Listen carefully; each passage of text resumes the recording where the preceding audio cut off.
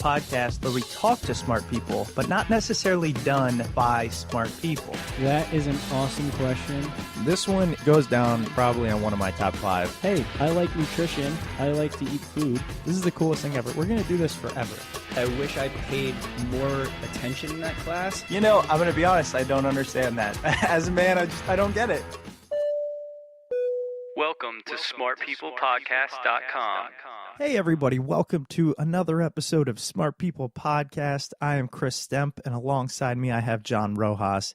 Happy holiday season. As we mentioned in our last episode, we want to do something special for this week, so we're going to be bringing you guys throughout the week a best of series. So we're going to go back from the start of the show. We've been combing through our archives, digging up some of the coolest quotes, moments, speakers we've had. And today we're doing best of psychology. So we're going to be talking about decision-making, passion, how the brain works, neuroscience. We're bringing to you 6 different guests, a few minutes from each episode, so you can get an idea of what we talked to them about, what I personally thought was some really great stuff. Feel free to head over to smartpeoplepodcast.com, and you can look through all these full episodes, download them. Make sure you subscribe on iTunes, as we will be doing more best ofs this week. You don't want to miss those. I think we'll be doing a Tuesday or Wednesday, perhaps a Friday.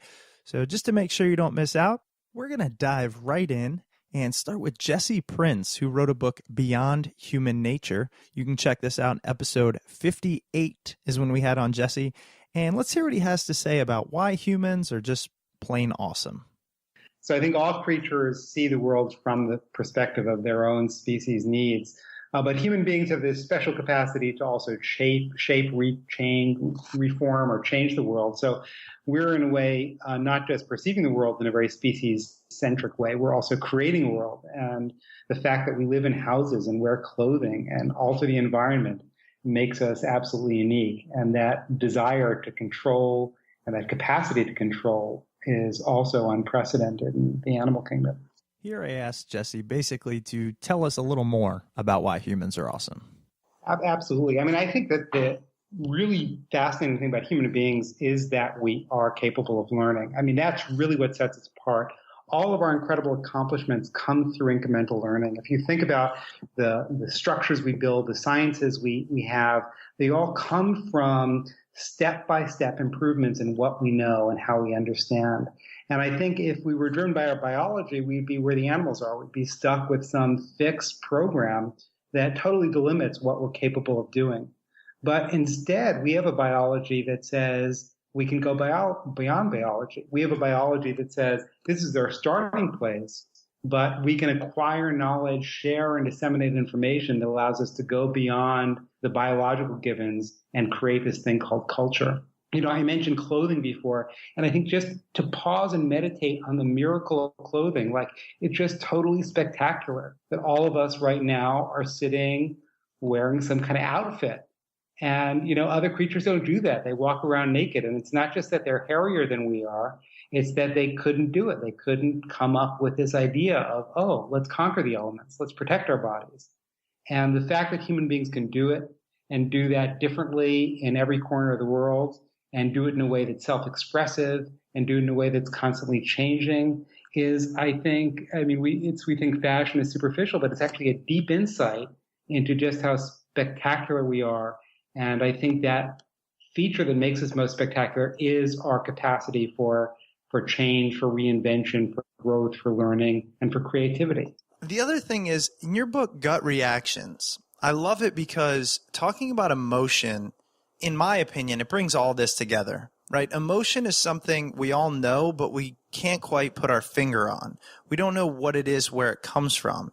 And what you say is emotions are perceptions of changes in the body. I love it. I love the quote because as a human, you experience emotions that literally change your life, change the way you go about your daily business. And what you posit is that emotions are just the way you perceive things. They're not an actual, they can be different through people. So I was hoping you could kind of talk to us about the research you've done behind emotions and how you define them. I think it's helpful to start by imagining a world without emotions. Like, imagine you just never felt any emotions at all. and ask yourself, would you still have any interest in food? Would you still have any interest in sex? Would you find anything beautiful or attractive? Would you care what your home looked like, what you were wearing, what your romantic partner looked like? Would you care about romance? Would you bother turning on the TV?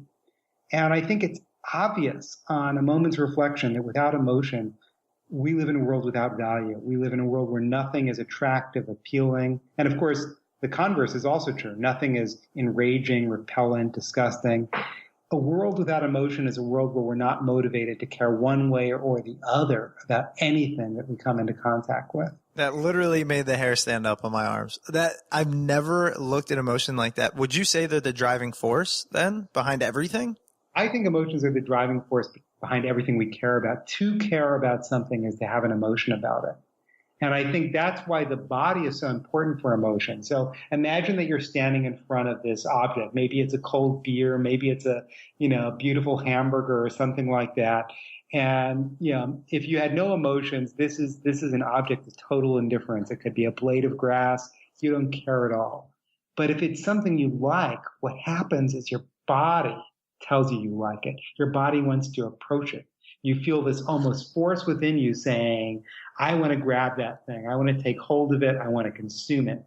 And I think that this notion that we use our bodies as information, that we feel our bodies repelled by things or compelled by things, is so important to understanding why we care about anything at all. That's the foundation of what it is to have morality. It's the foundation of what it is to have preferences, what it is to have romance, what it is to, want to eat, as opposed to being a kind of paramecium that just knocks up against food sources and consumes things indifferently.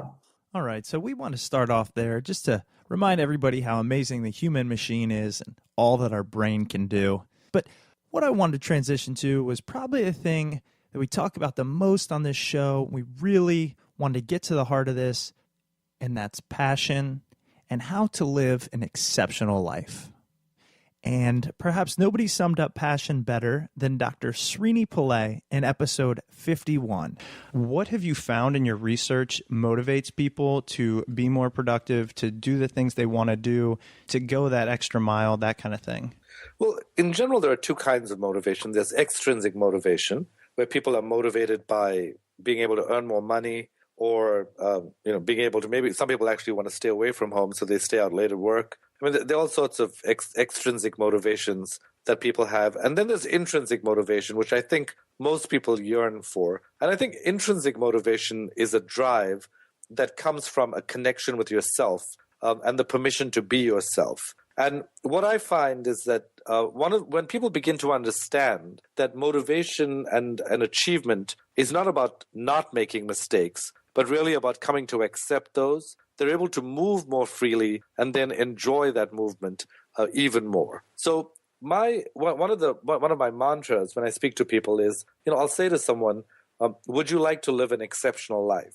And they'll say back to me, sure, that's exactly what I'd like. And I'll say then, how come every time you talk about your life, you talk about it in terms of probability? By definition, if it's exceptional, it means it's a low probability life, which means that it has to be highly unlikely. So if you use an argument to me and say, well, it's highly unlikely this is going to go anywhere, or it's highly unlikely I'm going to make a lot of money this way, and if as a result of that you feel not motivated, part of what you need to ask yourself is, well, if it's highly unlikely, then it has a greater chance of being exceptional. Because for it to be exceptional, it can't be likely. So I think by helping people reframe their lives and by helping them connect with themselves, they're actually able to motivate themselves much more. There are actual mechanisms that we can use that help the brain harness some of the capacities that we have to motivate ourselves, ways that we can connect with our passion. And I can go into some of those things with you if you'd like. But in essence, in summary, with regard to your question, there are two kinds of motivation, extrinsic and intrinsic. You can set external rewards for yourself, or you can give yourself an internal permission through self-forgiveness and through helping yourself understand that probability is not the most effective guide for an exceptional life. So there are two kinds of passion that the research generally reveals. One is called harmonious passion, and the other is obsessive passion. Now, sometimes people confuse the two. people feel that if they just drive at something and they're working all the time at it and they're really putting in all those hours, that somehow that will get them to a place of passion. And that can steady their minds and it can help them feel driven for a while. But what the research shows is that obsessive passion is not extremely good for your health, and it can actually deter you from working. Whereas harmonious passion is the kind of passion where you don't feel like you have to do something in order to get something achieved at the end of the line. It's actually some kind of intrinsic, in-the-moment kind of feeling that feels like it gels with your life.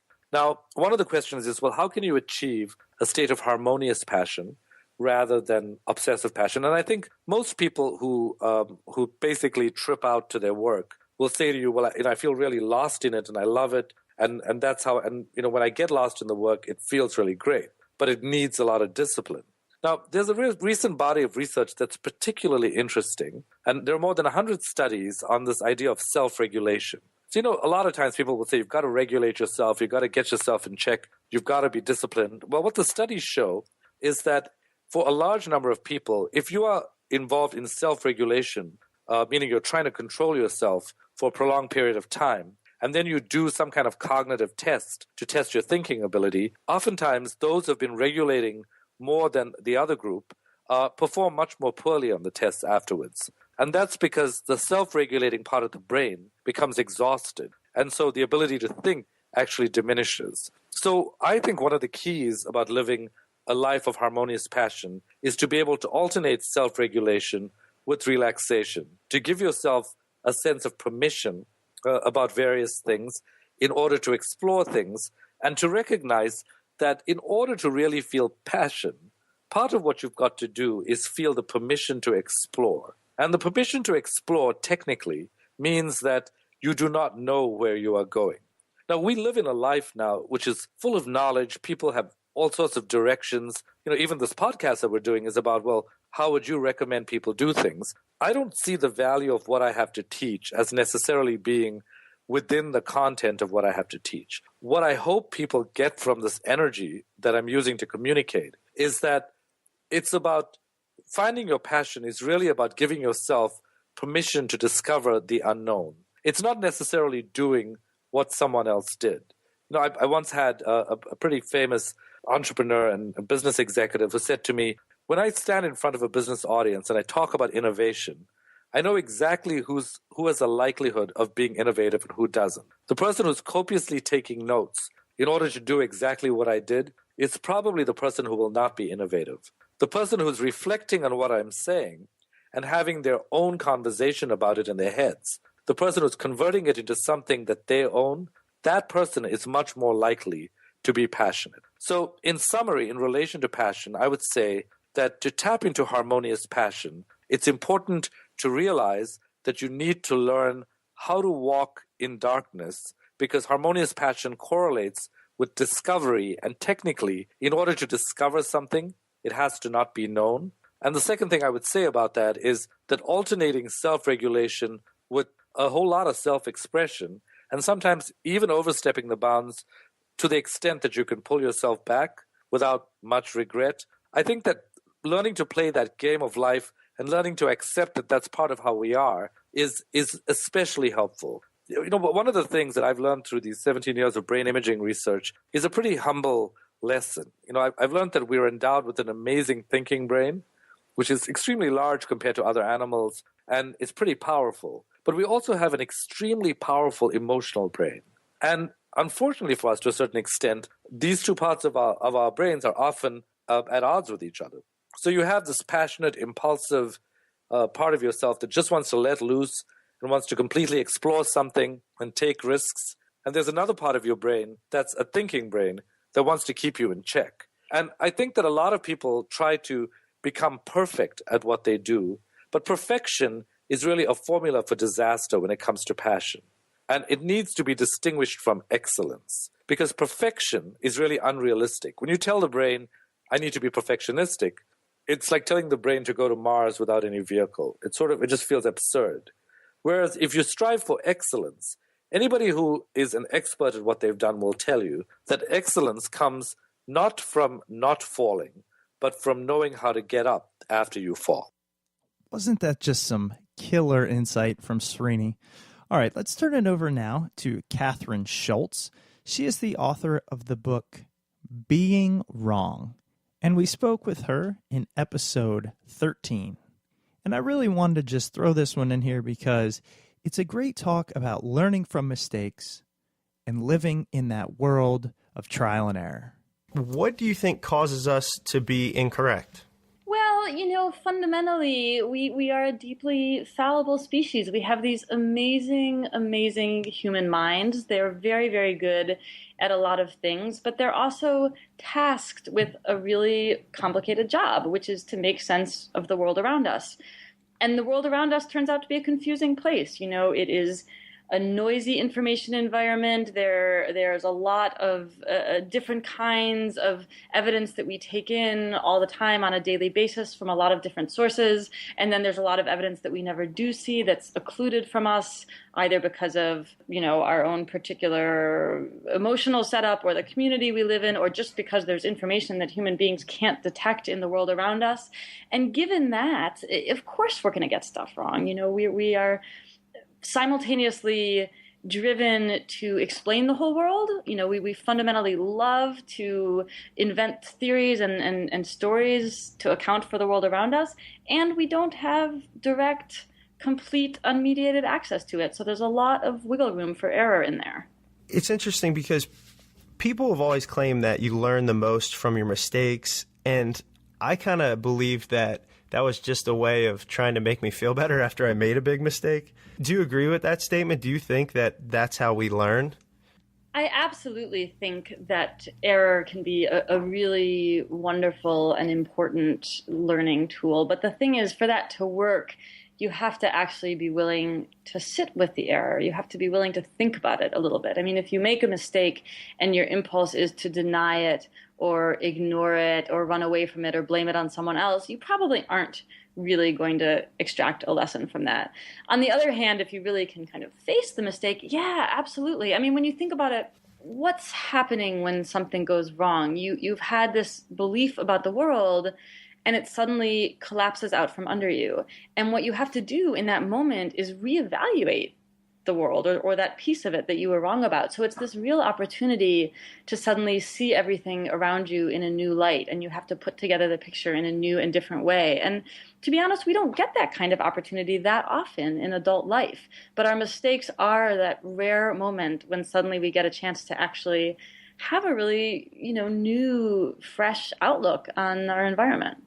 All right, let's keep the fun going here. We're going to bring you back to episode 41 when we speak with David McRaney.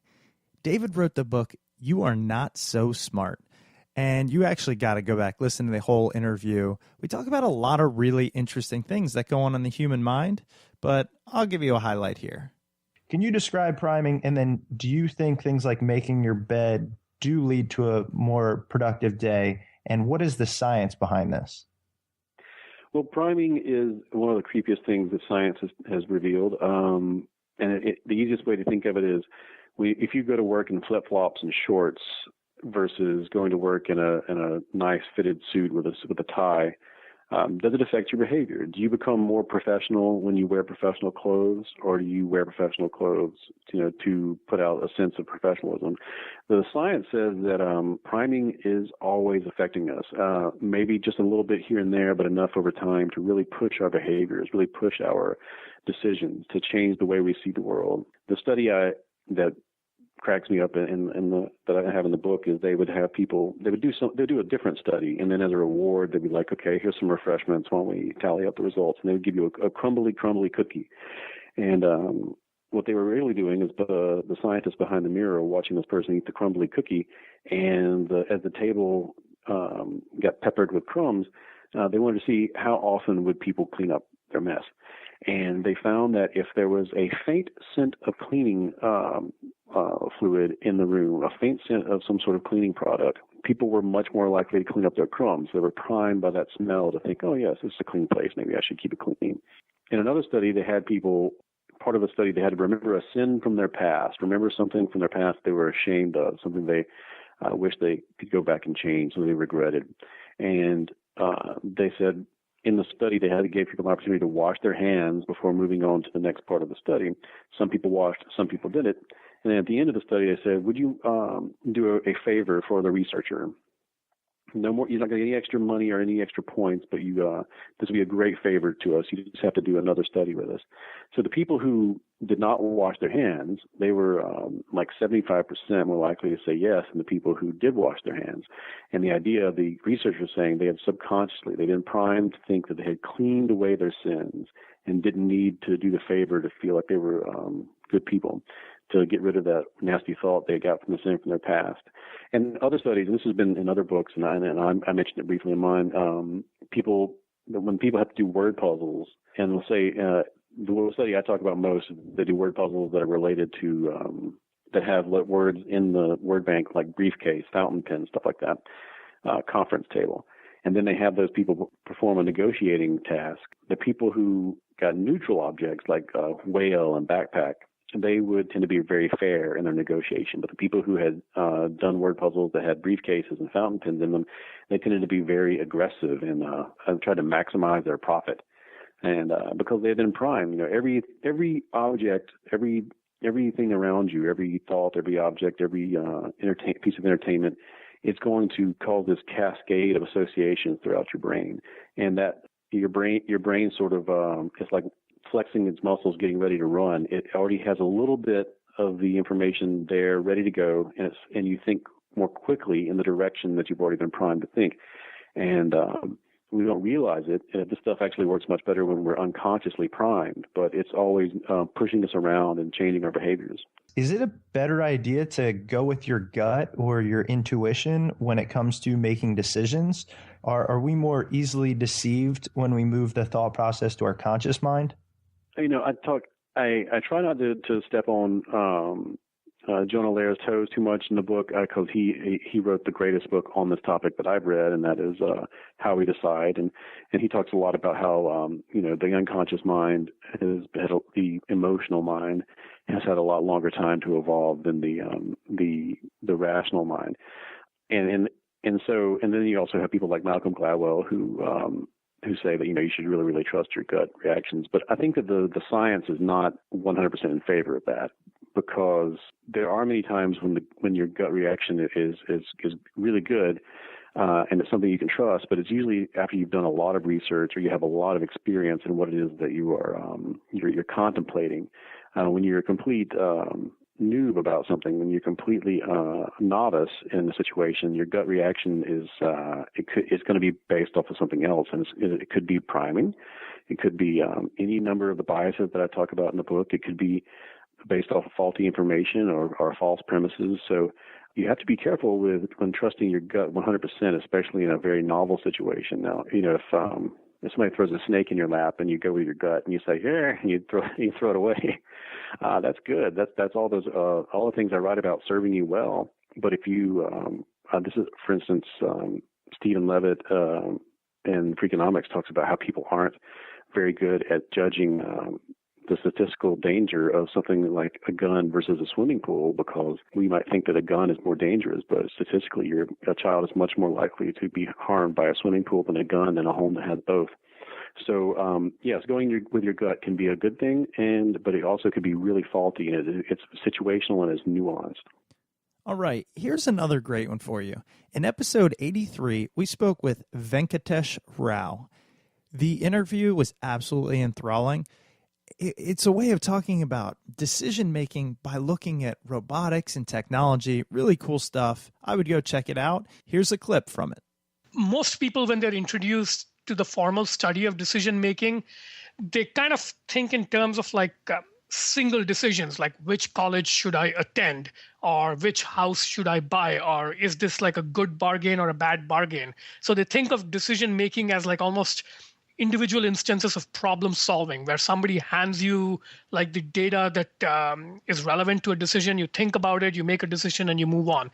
It's kind of a very static view of decision making, and most people, when you ask them what do you understand by the term decision making, that's the kind of image that'll get conjured up in their head. But if you look at how you actually live life, it's much more dynamic than that. Like I prefer not to use decisions like, picking college as the prototypical decisions to study. I prefer something like driving. And this is kind of a really continuous real-time decision-making process where if you actually sit and count like some people have done, you realize that you're making something like 1,400 decisions a minute. And this is in a continuous stream. And it's happening in a multiple layered kind of way where input is streaming through your eyes and ears, and your subconscious brain functions and muscle memory are kind of dealing with 80% of it in sort of triage. Sometimes you kind of spot an exception that bubbles up into conscious awareness, like, an old lady's crossing the street and suddenly you slam the brakes, right? How does that happen? It's like out of that smoothly flowing stream, which is mostly subconscious, one event comes up and interrupts your attention. So this is, if you actually think about what kinds of decisions humans make, this kind of continuous stream decision making is actually 99% of it. Whereas the kind of pen and paper, write down the data, process, and then come to a conclusion, that type of decision is like actually extremely rare. So for me, the idea for the book was, let's actually focus on the kind of decision making that constitutes the bulk of the decisions we actually make, which is the continuous and stream type. And the more I thought about that, I realized the more the quality and sort of texture of the decision making is really more like music or improv jamming in jazz. It's like you're aware of the rhythms going on, you're aware of your emotions, you're aware of your energy levels, and you control those kind of high level variables, rhythms, energy, emotions, and using that you kind of modulate your lower level decision making, right? That's really how a lot of decision making happens. So when you're really upset and you're driving, you might drive more aggressively. Whereas if you're feeling calm and collected, you might drive more safely. So that was the kind of approach I wanted to take. So the entire book is about approaching decision making through this idea of rhythms, energy, and emotion. One of the things that I read in your book is you said work is simply whatever we must do to get from one decision to the next. And that changed the way I thought about what I do on a daily basis. I mean, it is, okay, do I do this or that? And then you choose this. And then now there's another set of decisions to just get to the next spot. And defining it as a decision-making process is something I never considered. And this is a relatively new way of thinking about this. And I didn't invent it, but it's sort of emerged in the zeitgeist over the last 20 or 30 years. And the reason it's happened that way is that people have gradually recognized in like a variety of academic disciplines as well as practical domains that work is really about transforming information and decisions are about acting on information. So you cannot make decisions if there's no new information. So that's why you have so many like pointless meetings in really old school industrial organizations where there's like a weekly communication meeting. Everybody shows up and talks about the same old things, talks around in circles, nothing new happens. That's because they don't have this sort of process discipline of keeping track of what's new. So unless there's new stuff to think about, chances are you won't actually reach any new conclusions. So it's like information is what drives processes forward. And each time you develop a new set of information, certain decisions are forced, certain options are opened up, certain options are closed off. So that's why as information is generated, decisions are automatically triggered. And work, especially information work, really is about jumping from information set to information set. And you can think about it as you do some work and you stop and, or rather you take decisions whenever there's enough new information that there's too many options that have sprouted up or closed down, right?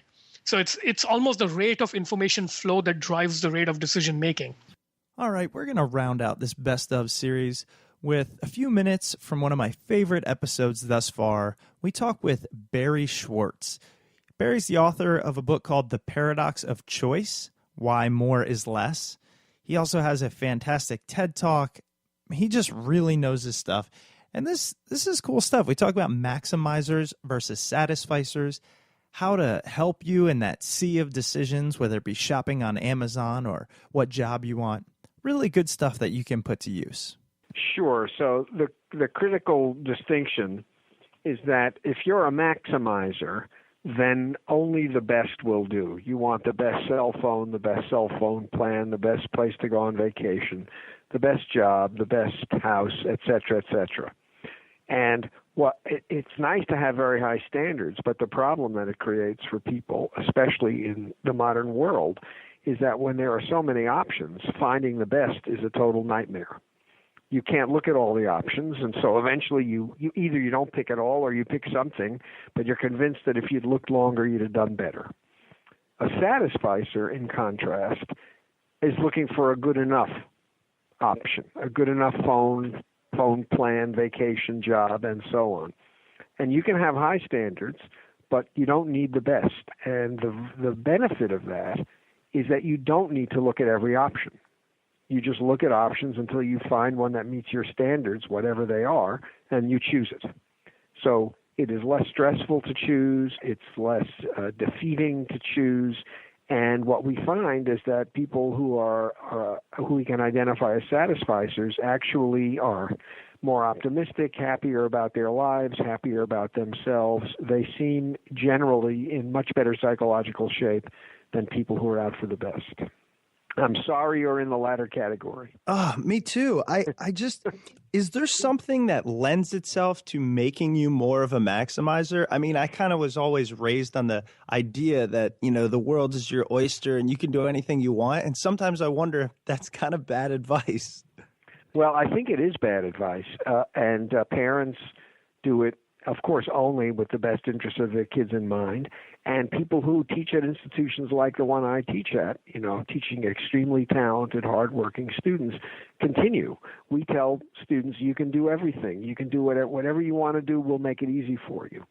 And at some point, the world intervenes and says, no, you can't do everything. You can only do some things, and you got to pick a door to walk through. And you hear all these other doors slamming shut. And it's really a terrifying prospect. So I don't think we do people a favor by giving them the sense that everything is possible. But we don't know where this comes from. I mean, there's simply no research on how this sort of standards of decision-making develop in kids. Yeah, because it seems natural to assume that somehow you get it from your parents, but there are plenty of people where like one sibling will be a total satisficer and another one will be a total maximizer, and they have the same parents, and you just walk away scratching your head and wonder where the hell did that come from? Right. Wow, that's pretty interesting. And I wanted to step along those lines too and ask you, one of the things that you say for making good decisions is to identify your goal or goals. And do you think that people either have too broad of goals or a specific goal in mind, especially for the maximizers? What do you tend to see in terms of their goals? Well, I think what most people do is they will identify one or two things they care about. I mean, think about buying a car. Let's say you care about fuel efficiency and you care about reliability. Those are the things that matter most to you. The other stuff, you don't know what you think. So what you'll do is you'll say, okay, I want a high mileage car, a fuel efficient car that doesn't break down. And I'll go and look at cars like that and let what's available in the marketplace tell me how I feel about other things, like the nature of the upholstery, the styling, the sound system, and so on. So what happens, of course, is that you go out into the marketplace and you discover that there are 10, 50, 100 cars that are fuel efficient and reliable. And now you're going to let the marketplace help you figure out what else you care about. And that's when people get themselves into trouble. So the advice I give people is, this sort of joke, don't just do something, sit there. The first thing you should do when you're making a decision is sit down and ask yourself what matters. And if you can make a list, the more detailed, the better. The more easily you'll be able to find something that meets your goals. Most of us don't do that. It's hard to do. We're kind of lazy, and we figure, I don't know what I want, but I'll know it when I see it. And again, in the world we live in, seeing it is just going to make you more confused, not more certain about what it is you want. So yes, I think people are not good at formulating goals in a detailed enough way that they'll actually help when the time comes to make a decision. Well, everyone, that's our show. That's our first of the Best Of series. Again, check us out, smartpeoplepodcast.com. Send us an email. Let us know what you think. Or please leave a review on iTunes. It can be your Christmas present to us. You have no idea how long it took to edit this episode, but I really, really hope you enjoyed it. Tune in for another awesome one this week. Probably the best of business, but not sure. We have a couple things we're thinking about. So anyways, thanks for listening. Talk to you soon.